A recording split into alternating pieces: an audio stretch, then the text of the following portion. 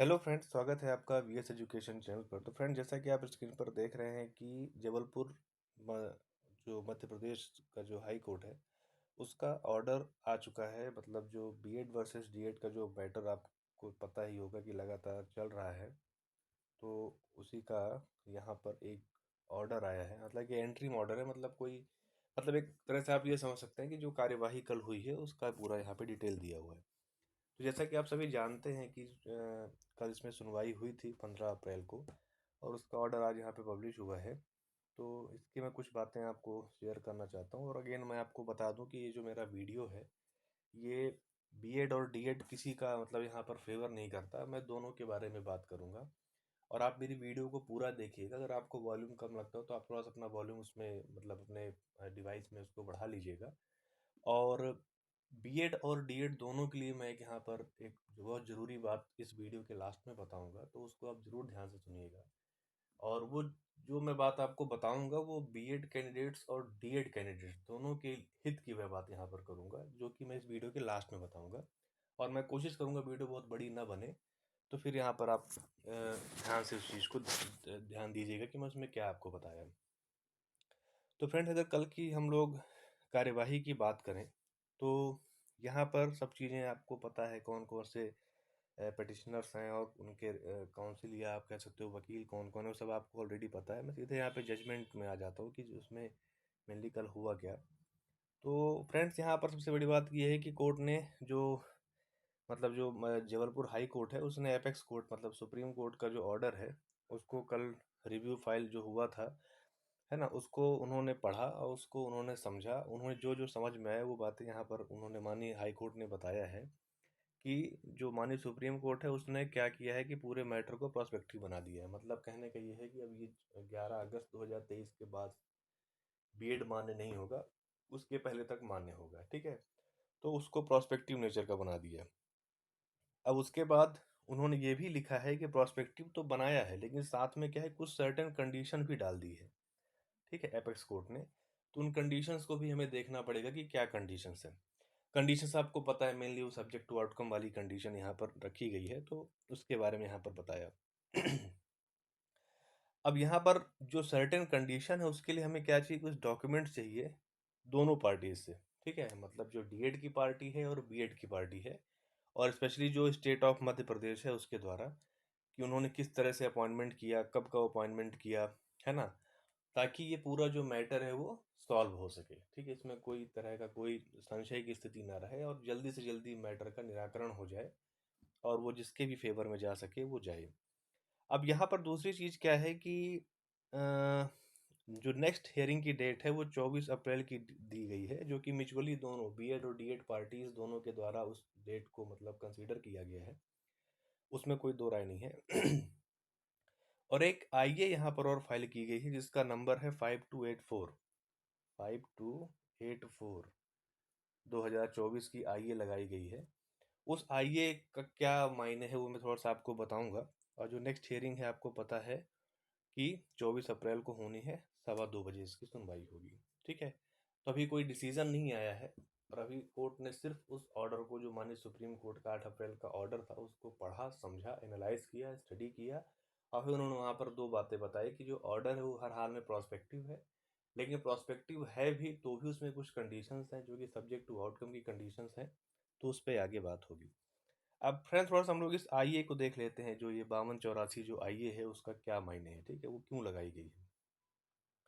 तो उसके लिए मैं आपको सीधा जो माननीय हाई कोर्ट है उसकी जो वेबसाइट है उसकी एक क्लिप है मेरे पास, मैं उसमें आपको ले आता हूँ। तो यहाँ पर आप देख सकते हैं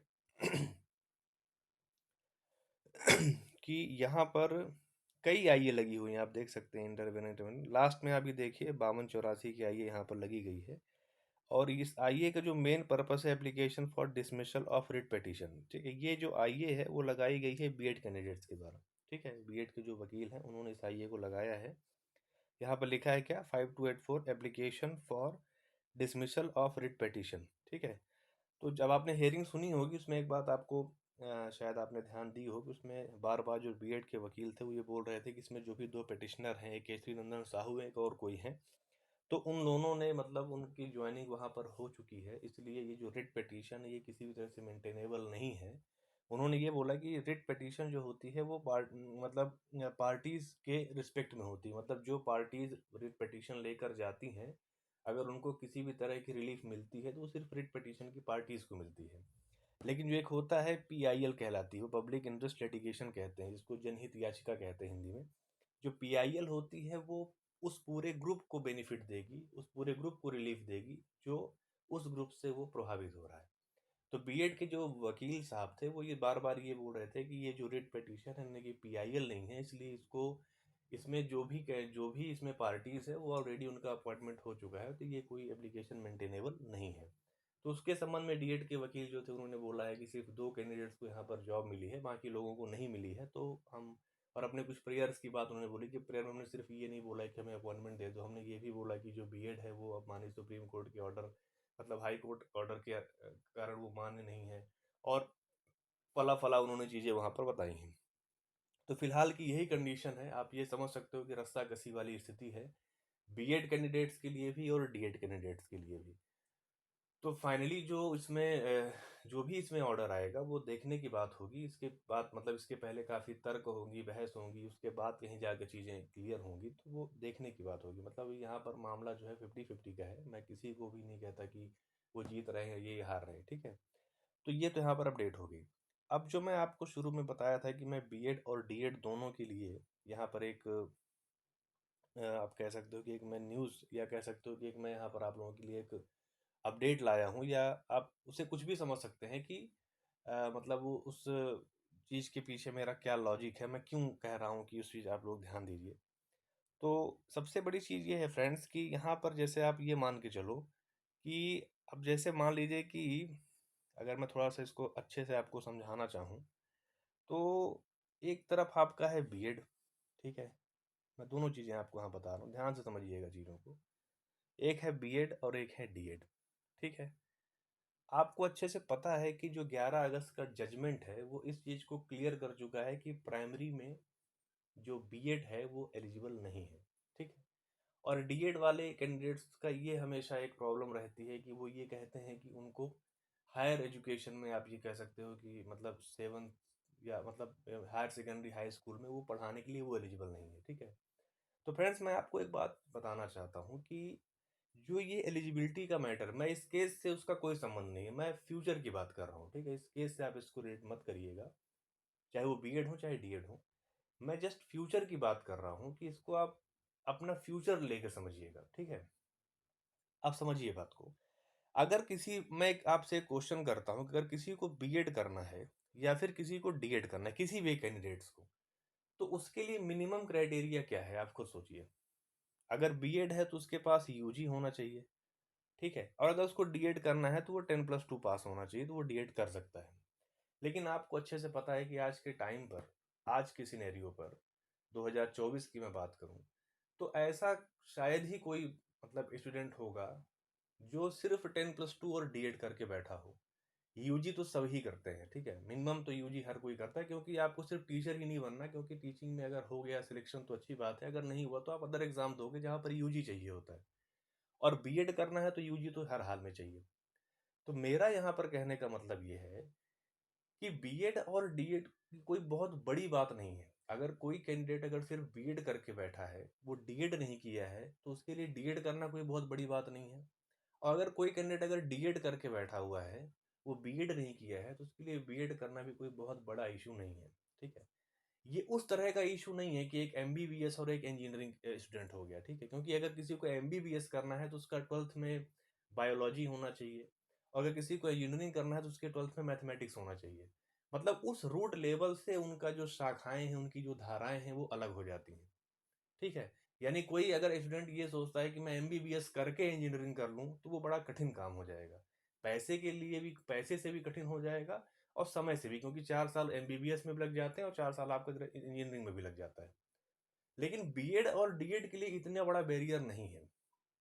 तो आज जो बच्चे, चाहे वो बीएड के हों या फिर डीएड के हों, उनको इस बात पे झगड़ा नहीं करना चाहिए कि हम डीएड धारी हैं, हम बीएड धारी हैं। ये कोई मैटर ही नहीं है।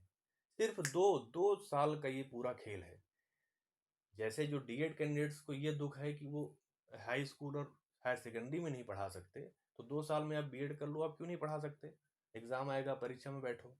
उसी तरह से जो बीएड होल्डर्स हैं, वो इस बात का रोना ना रोएं, उस चीज़ को लेके परेशान ना हो कि वो प्राइमरी में नहीं जा सकते आफ्टर 11 अगस्त 2023। ठीक है, इस बात को ध्यान रखिएगा। तो वो 2 साल लगा के आप डीएड कर लो। हाँ, थोड़ा फीस का मैटर खड़ा होता है, ये बात मैं मानता हूँ, लेकिन अगर आपको जॉब चाहिए तो फिर इतना तो करना ही पड़ेगा। मैं उस चीज़ को समझ सकता हूँ कि आर्थिक स्थिति सभी मतलब स्टूडेंट्स की अलग अलग होती है, काफ़ी स्ट्रगल करना पड़ता है, उस चीज़ को मैं मानता हूँ।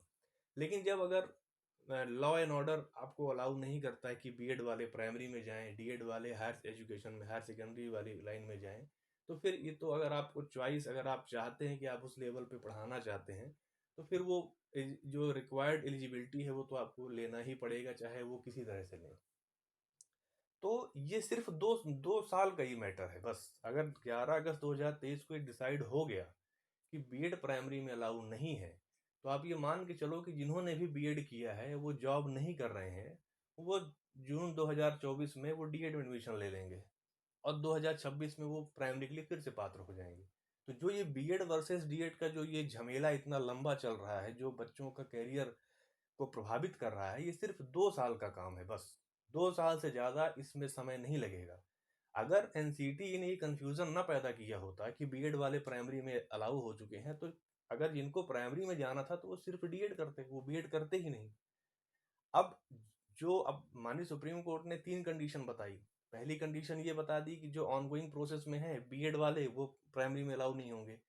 जो बीएड किया हुआ है उनका ना तो टेट निकला है, ना तो किसी जॉब में है, वो तो प्राइमरी में अलाउ होंगे ही नहीं। अब इन दोनों को तो पहले ही बाहर कर दिया माननीय सुप्रीम कोर्ट ने।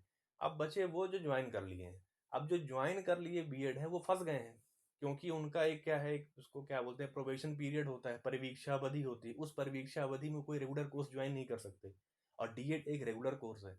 तो उनकी कंडीशन ये है कि वो कोर्ट की मर्जी पे टिके हुए हैं, कोर्ट की दया पर टिके हुए हैं, क्योंकि उनके पास अब डीएड करने का भी रास्ता 3 साल तक नहीं, क्योंकि वो जब तक परीक्षा अवधि को क्रॉस नहीं कर लेंगे वो रेगुलर कोर्स कर ही नहीं सकते हैं।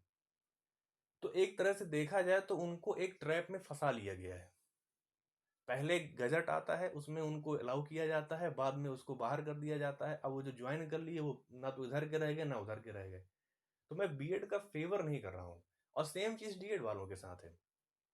डीएड वाले सिर्फ प्राइमरी के लिए एलिजिबल हैं, लेकिन अगर उनको हायर सेकेंडरी या हाई स्कूल में जाना है तो वो बीएड कर सकते हैं। तो आपस में लड़ने का कोई मतलब नहीं है। सिर्फ 2 साल की बात है। चाहे वो फिर डीएड वाले को हायर सेकेंडरी या हायर एजुकेशन में पढ़ाना है तो वो बीएड कर ले, और बीएड वाले को प्राइमरी में पढ़ाना है तो वो डीएड कर ले, सिंपल सी बात है।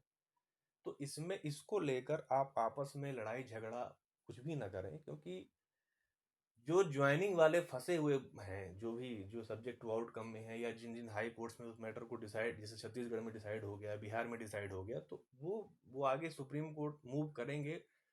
अगर हाँ, उनको करना भी पड़ेगा, करना भी चाहिए, क्योंकि जॉब का सवाल है। लेकिन मैं ये कहना चाह रहा हूँ कि इस चीज़ को लेकर इतना हाइपर नहीं होना है कि जैसे एक मतलब एक जैसे एक क्षेत्रीयता हो जाती है कि हम इस, जैसे हम माने एक इस क्षेत्र से आते हैं तो हमारी क्षेत्रीयता या जातिवाद, ऐसा नहीं बनाना है, क्योंकि आप सब स्टूडेंट्स ही हैं। और सिर्फ बीएड डीएड है ही क्या, 2 साल की तो बात है ना। जो भी उसमें फीस लगती होगी उस फीस को दे के आप 2 साल में बीएड धारी से डीएड धारी बन जाओगे, डीएड धारी वाले बीएड धारी बन जाएंगे, पूरा मैटर ही सॉर्ट आउट हो जाएगा। तो कहने का मतलब ये है फ्रेंड्स कि यहाँ पर आपसी भाईचारे को ना बिगाड़ें इन चीज़ों को लेकर। जो कोर्ट ऑर्डर करेगा वो सब पे लागू होगा, सबको मानना पड़ेगा। लेकिन उसके लिए अपने आप व्यक्तिगत रिश्तों को आप ना खराब करें, उससे कोई लाभ नहीं होना। ठीक है, तो यही एक अपडेट थी फ्रेंड्स। तो मैं फ्यूचर की बात कर रहा हूँ कि भविष्य के लिए जो बीएड कैंडिडेट्स हैं वो डीएड कर लें, ताकि आगामी प्राइमरी भर्ती में वो फॉर्म भर पाएँ और इस तरह का झमेला ना खड़ा हो। जो आज जो ज्वाइनिंग बीएड वाले जो मेंटल प्रेशर को झेल रहे हैं, वो झमेला आगे चल के कभी खड़ा ना हो। और जो डीएड धारी हैं उनको अगर हाई स्कूल हायर सेकेंडरी में जाना है तो वो बीएड कर लें। 2 साल की तो बात है, उसके बाद तो क्या बीएड क्या डीएड सब एक ही हो जाएगा, उसमें कोई फर्क नहीं रह जाएगा। सिर्फ ऑन ओपन कंपटीशन, जो हर हाल में मेरिट जो डिसाइड करती है, वो उसको जो उस मेरिट को क्रॉस करेगा वो जॉब पाएगा। बीएड डीएड से मतलब नहीं रह जाएगा उस चीज़ का। जो ओपन कंपटीशन में फाइट कर लेगा उसको जॉब मिल जाएगी, फिर चाहे वो बीएड वाला हो या फिर डीएड वाला हो। तो फ्रेंड्स, यही एक अपडेट थी। अगर आपको मेरा वीडियो अच्छा लगा हो तो प्लीज़ आप उसे लाइक कीजिए, अपने फ्रेंड सर्कल में शेयर कीजिए, और चैनल पर अगर पहली बार आ रहे हैं तो आप प्लीज़ चैनल को सब्सक्राइब कर लीजिए। Thank you.